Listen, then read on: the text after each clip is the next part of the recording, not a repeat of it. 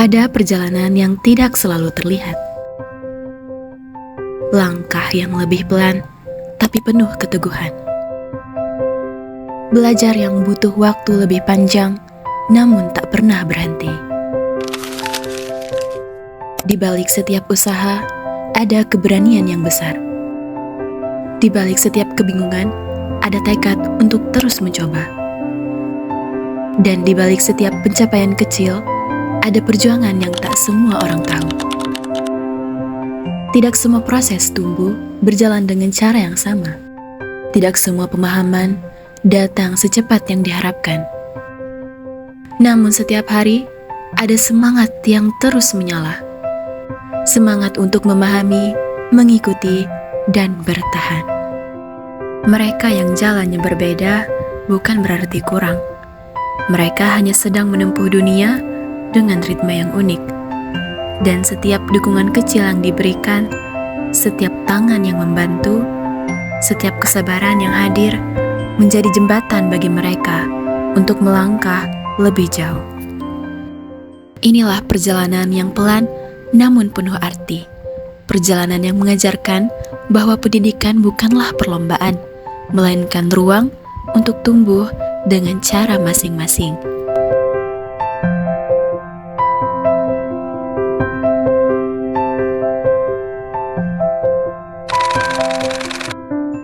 Kamu siapa namanya? Nama saya Adiba Syakila Atmarani, dipanggil Adiba. Oh, salam kenal ya. Kamu tuh kenalan Akila. Aki, juga kemudian Ebri ya. Salam kenal ya. Salim Akila.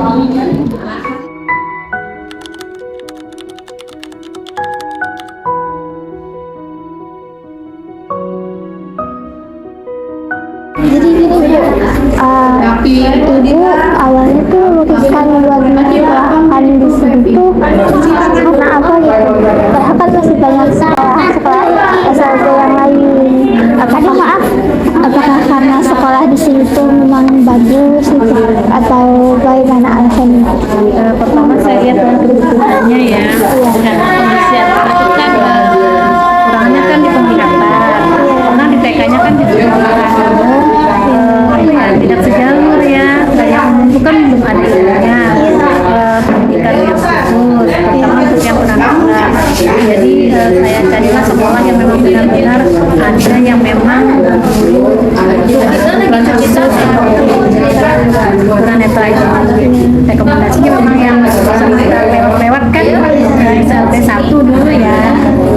Jadi kita arahkan ke sini lah sekolahnya sesuai dengan kebutuhan.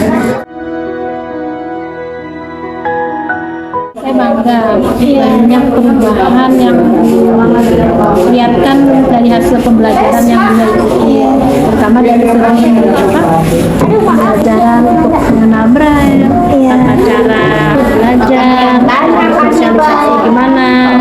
Terus yang lebih saya bangganya dia dapat menunjukkan talentanya dengan menunjukkan dia dikembangkan apa yang sesuai dengan kebutuhan diri anak itu.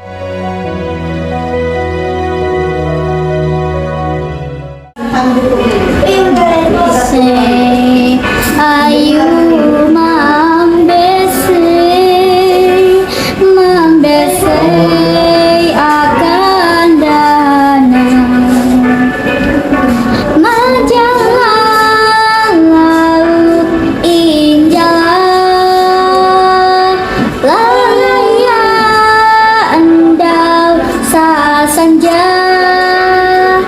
buli umamimbi keba basuang pantik saluang cukup simpan minum malau menjalan.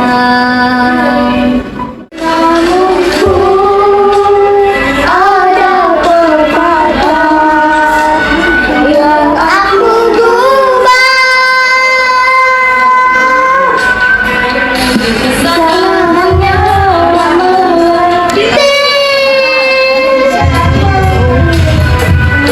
sampai bila ku tak pasti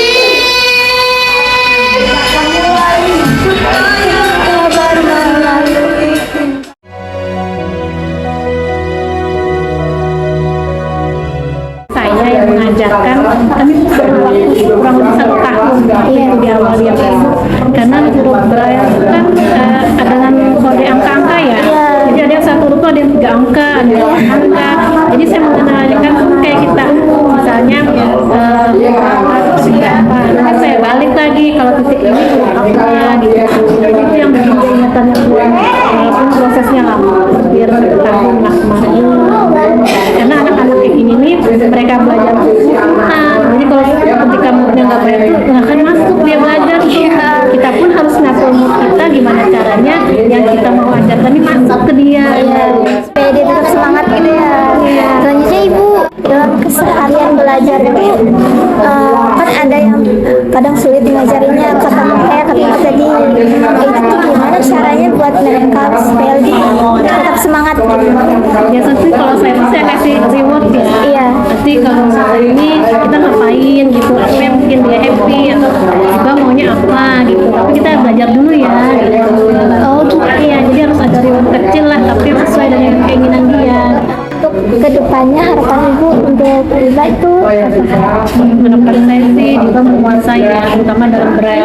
Karena itu kan kunci mereka untuk hidup ya, bisa membaca, membaca. Walaupun dengan bantuan alat itu dia sudah mampu, tapi perlu dengan kelas tertentu lah yang lebih ekstra lagi saat dia mengajarinya. Semoga dia kedepannya bisa hidupnya sendiri nanti lebih sukses mengembangkan talentanya dalam terakhir Ibu, apa yang paling Ibu syukuri semenjak Liba bersekolah di sini? Dia lebih mandiri sih, jadi saya terbantu dalam apa ya, mendampingi hidupnya kan. Kalau kadang biasanya kayak hal kecil, masang tas kaki, sepatu, cari tas, dia sudah bisa ambil sendiri. Terus berjalan dari parkir sampai ke ruang kelas pun dia sudah mandiri. Terus dapat sosialisasi dengan orang banyak itu dia sudah berani. Kalau dulu dia kan agak takut ya dengan orang, dia suka muslimah gitu. Kalau sekarang sudah ngerti, kadang dengan orang pun dia sudah bisa menyapa duluan. Dia mengingat suara orang, sebutnya lah